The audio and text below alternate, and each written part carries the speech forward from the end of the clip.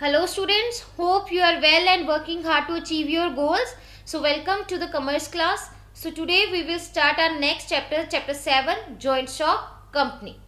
So the learning objectives of this chapter are to understand the meaning and definition of joint stock company, characteristics of joint stock company, then we will discuss the difference between partnership and joint stock company, evaluation of joint stock company, its merits and demerits, suitability of joint stock company, then we will discuss causes of popularity of joint stock company, types, kinds or classification of companies, public and private companies as a comparative study, then privileges of a private company.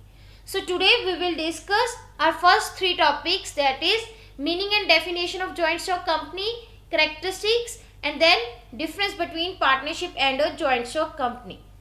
So first of all we will discuss some companies that provides goods and services in India. So for example like Tata, Infosys, ITC, State Bank of India, HDFC, Reliance, Microsoft, Nokia. So these are some examples that provides goods and services in India. Next, there is examples of joint stock companies in India like Reliance Industries, State Bank of India, Tata Motors, Indian Oil Corporation Limited. So these are some companies that provides goods and services in India. So now we will discuss our key terms that today we are using. So first one is shares. An example of share is when you are entitled of a half of a property. So we can say that share is a portion of something which you are entitled or which you are responsible for. Next is shareholder.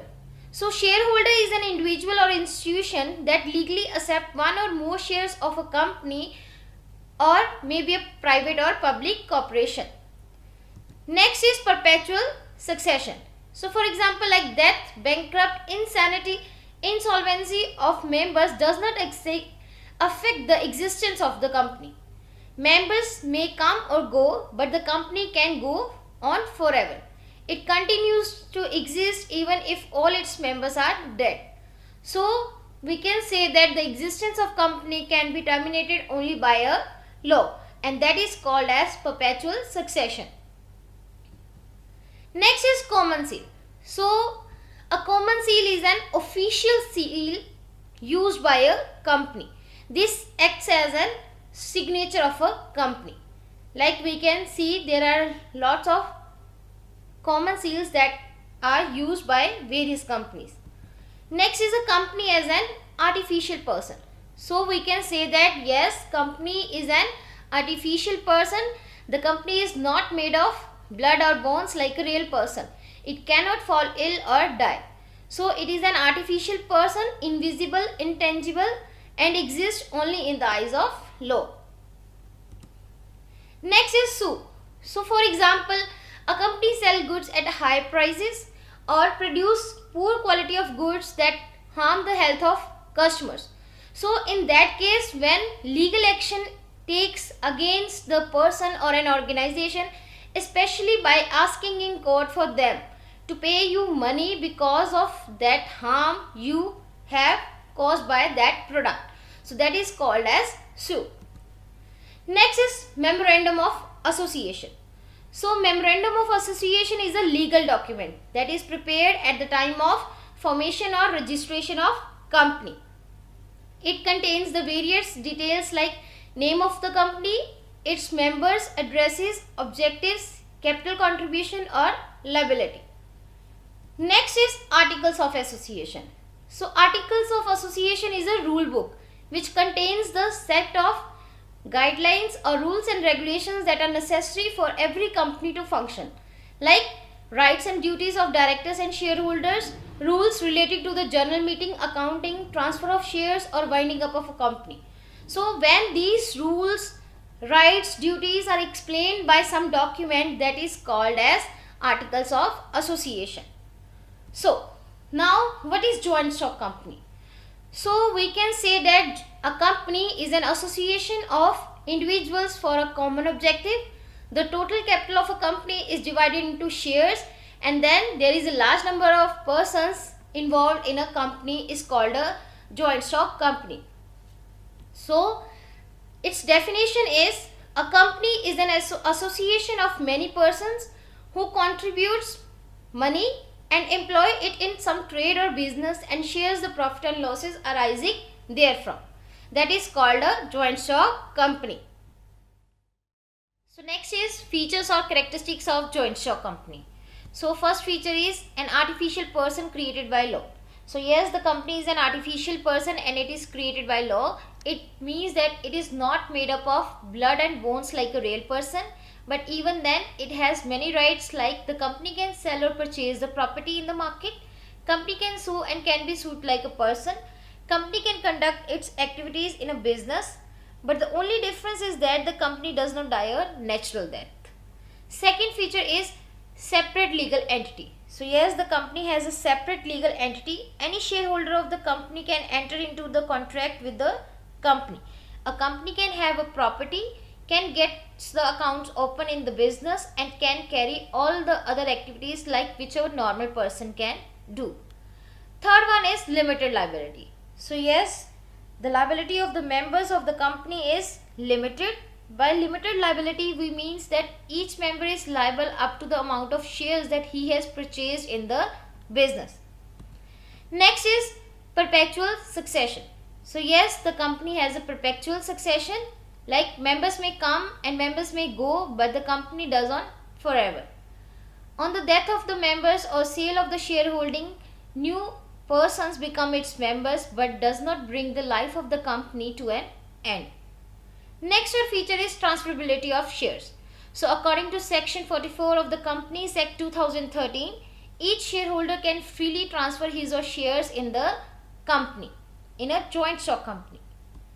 Next is use of common seal. So being an artificial and a legal person, a company has a common seal. The stamp has the name of the company imprinted on it. This acts as an official signature of the company. Next is limitations of action. So company's activities confined only with a limited area and set out by the articles and memorandum of association. Next feature is voluntary association of profit. So a company is a voluntary organization and no one can be enforced or applied to become its member. The company's main aim is to earn profit along with the welfare of the society. Next is representative management. So yes, a company is managed by elected persons called as representatives, and representatives are called as directors in the joint stock company. Next is winding up of a company.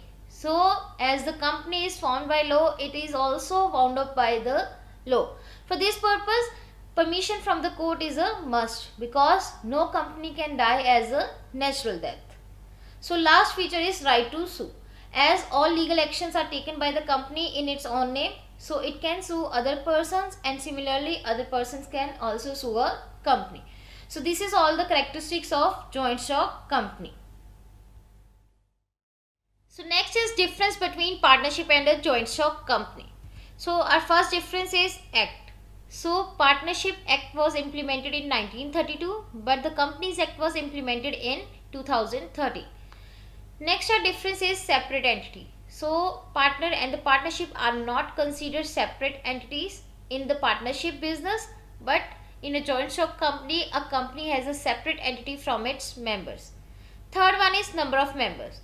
So in partnership, the minimum number of partners is 2 and the maximum is 20 that is required in the partnership business, and 10 in case of banking company in partnership. But in a joint stock company, there are two companies, private and a public company.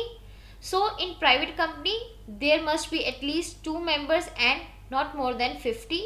In case of public company, at least 7 members are required and there is no maximum limit of members. Next is liability. So in case of partnership, every partner has a unlimited liability and even their personal property is also held liable to pay the debt. But in case of joint stock company or limited companies, liability of members is limited up to the shares that are purchased by them in a company. Next is registration. So registration of partnership is not compulsory, but companies is registered only on receiving the certificate of incorporation from the registrar of companies in a joint stock company. Next is memorandum and articles of association. So in partnership there is no need of memorandum and articles of association, but in a joint stock company memorandum of association is must, but articles of association is not compulsory. Next is transfer of ownership.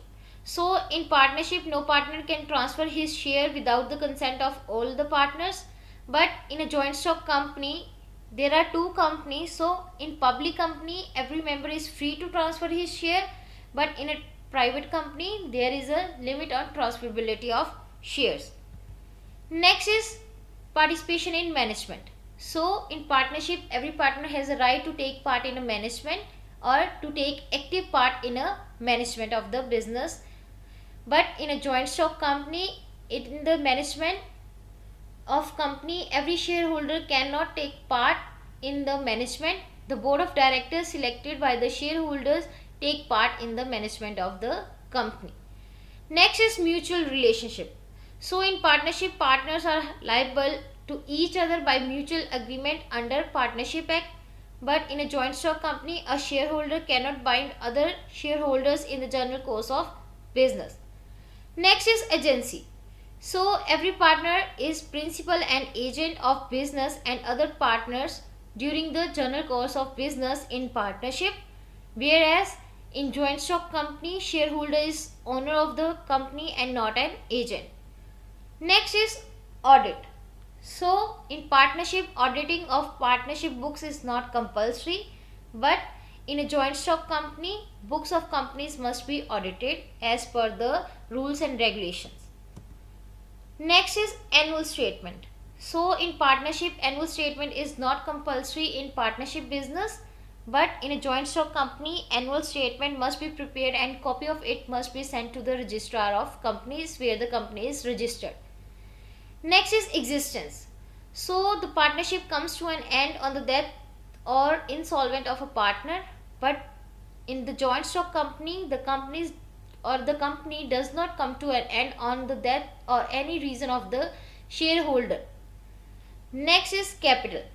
So in a partnership partners invest their own capital in a partnership business and may take loan from the other business or other financial institutions, but in a joint stock company the company issues shares and debentures for raising the capital. So last one is winding up. So in a partnership the winding up of a partnership business is compulsory or under voluntary agreement, but in a joint stock company the company is wound up only by the procedure laid down by the act. So these are all points that provides the difference between partnership and a joint stock company. So now you have to write the question answers. So your first question is, a joint stock company is an artificial person created by law having a separate entity with a perpetual succession with a and a common seal. Explain. Second is, distinguish between partnership and a joint stock company. So go through the various links so that you can write the answer for this question.